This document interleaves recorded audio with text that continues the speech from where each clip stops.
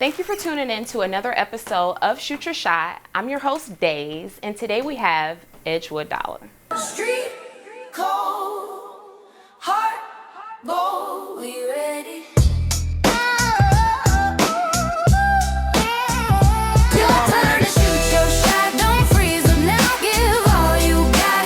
One mic at a time, one fight at a time, show off what you got, let your whole soul shine. Shine in the midst of darkness, glow when the world feels hard. It's your turn to shoot your shot, it's your turn to shoot your shot. When they say you can't, you say watch this. When the path too dim, be the hot switch. When they close that door, you unlock it. Fear in your chest, still you cock It's it. your turn to shoot your shot. All right. Thank you so much for coming today, Edgewood Dolla. How you doing? Oh, I'm doing all right, and thank you for having me. Of course. I'm excited about this. Awesome. I'm excited to have you. Like I said. So tell us where you're from, more about you as an artist, and things like that. Well, I'm from right here, born and raised Pontiac, Michigan. Gonna rap that to the death of me, you understand me? I'm 38 years young, Okay. so I'm more seasoned of a rapper, even though not too many people really know who I am for real.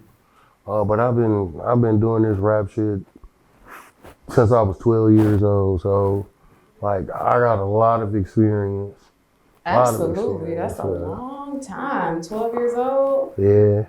And 26 years. Was there anyone that got you started at that age, or? Oh yeah, I'm glad that you asked that question. So my mom's was dating a guy who was a part of a collective of rappers from the projects. Okay. The Low Life Dogs.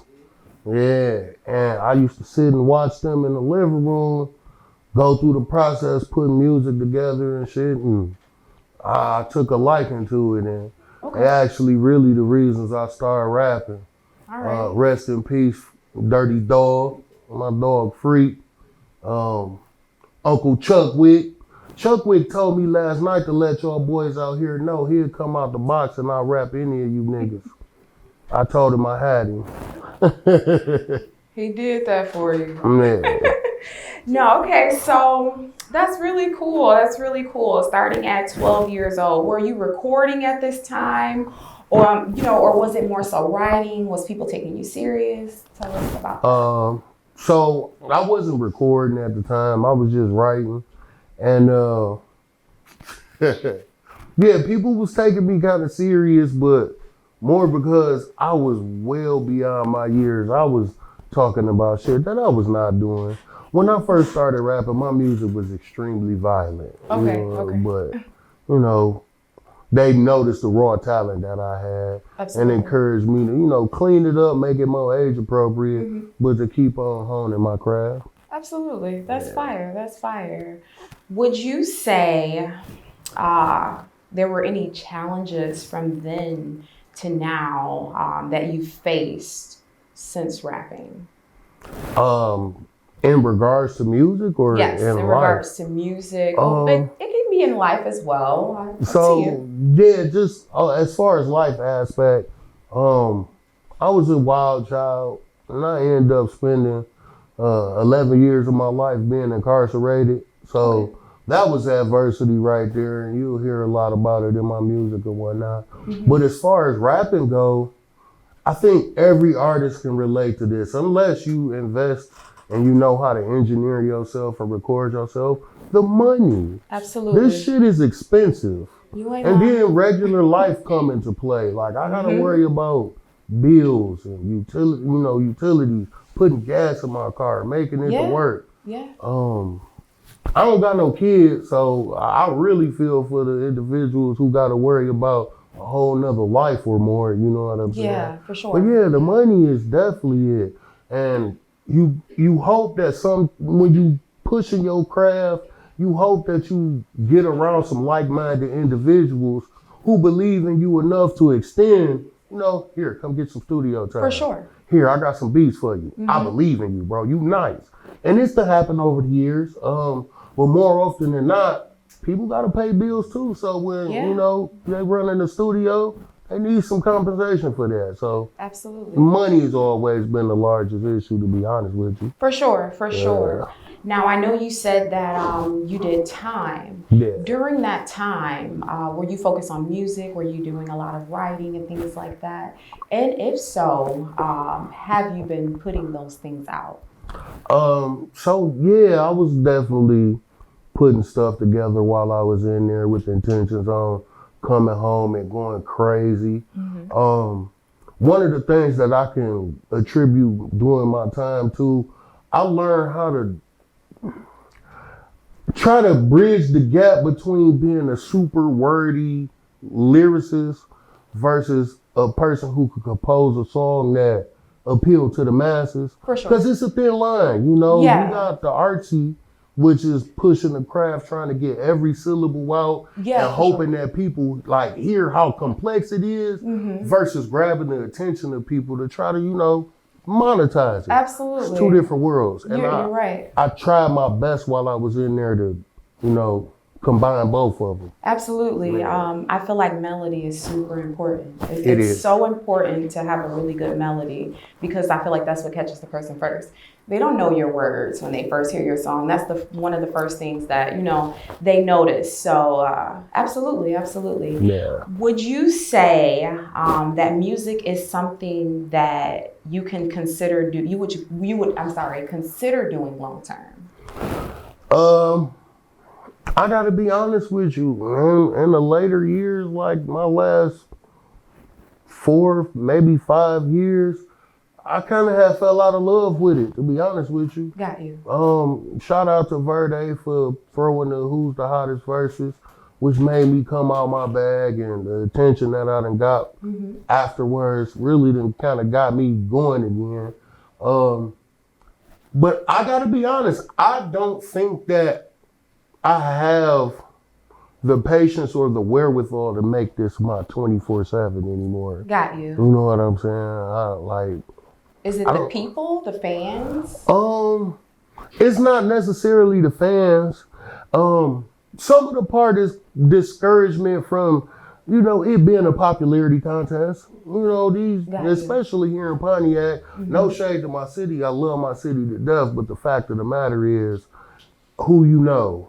Yeah. What circle you ran in, you know what I mean? When it really should be more focused on the skill. For right? sure. And can you make a good song? I know whenever I open my mouth rapping, I'm gonna get everybody in the room attention. Yeah. Beyond a shadow of a doubt. And you got individuals who can't do that, but still will sell out a packed out event. You are so right. You're right about that. So, you know, I've noticed that since doing these shows, artists are saying that. Like multiple artists have said that. That's become a theme. So Pontiac people, we got to do better at supporting our artists, at making sure they feel the love, you know, so that they can tap into their creative, you know, mind and things like that and push their music. So back to you. Is there anything that you have coming out soon or anything like that we should expect? So one of my partners, Del Gotti, we working on a collaborative effort, an EP. It's gonna be some real fly, you know, laid back. Put you kind of in the mind of that Larry June and 2 Chainz project, Alchemist Beats, real riding music. You know what I'm saying? For sure. I'm looking forward to getting in the studio with bro for that. And as far as for me and any solo projects, you never know with me. I could drop something at any given time. Like, that's another thing I forgot to mention about me being locked up. I stopped writing. Nothing I've composed in the last probably 12 years has ever touched a paper, has ever been typed into a phone. Gotcha. It's like, I do it all in my head. And I've forgotten more songs than some of these guys done dropped. You know? Yeah.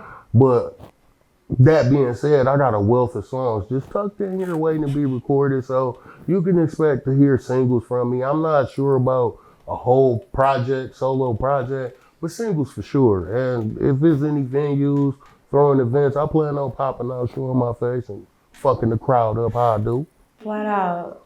Be on the lookout for Edgewood Dolla. Is there anything else you'd like us to know about you? Also, before you say that, can you give the people your handles, social media, things like that, where to find your music? Okay, so it's pretty simple. Me, Edgewood Dolla, everything. However, in Instagram, it's Edgewood_Dolla. For those of y'all who may not understand how to spell Edgewood, EDGEWOOD, capital DOLLA.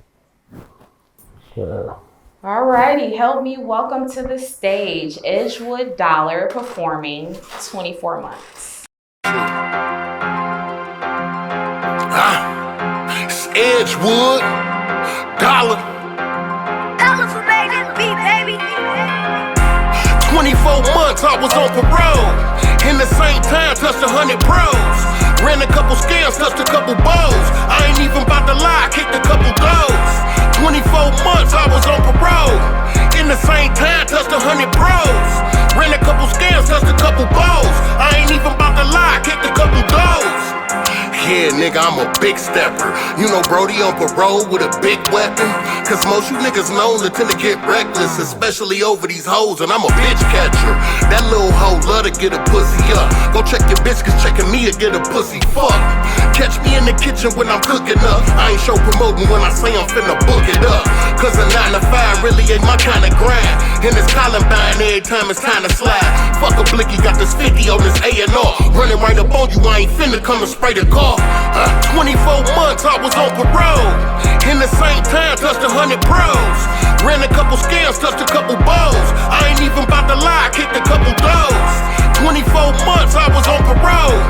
In the same time, touched 100 bros. Ran a couple scams, touched a couple bows. I ain't even about to lie, kicked a couple doors. This rap shit ain't really taking off, but I can't complain what I made off a banging door. And the crack flip is a bank withdrawal. Serving all these J's, how I stayed making paper, y'all. I had to keep it on the low, I was on parole. But see, me and my PO had a good rapport, so I ain't even checking in unless it's through the phone. And until they bring me in, I'm gonna do the most. On planes traveling, cocaine packaging. Show the double pros on them O's if you trapping them. Baking soda ready rock, doggy hip a fatty why. Pray I don't go federal, I told you I was ready, why? 24 months I was on parole. In the same time, touched 100 bros. Ran a couple scams, touched a couple bows. I ain't even about to lie, kicked a couple goals. 24 months I was on parole. In the same time, touched 100 bros. Ran a couple scams, touched a couple bows. I ain't even about to lie, kicked a couple goals. Yeah. Hey yo, hell of a made this one. Man, I'm finna take this bitch up. Yeah. Hey, Tay Nino, you a motherfucking monster.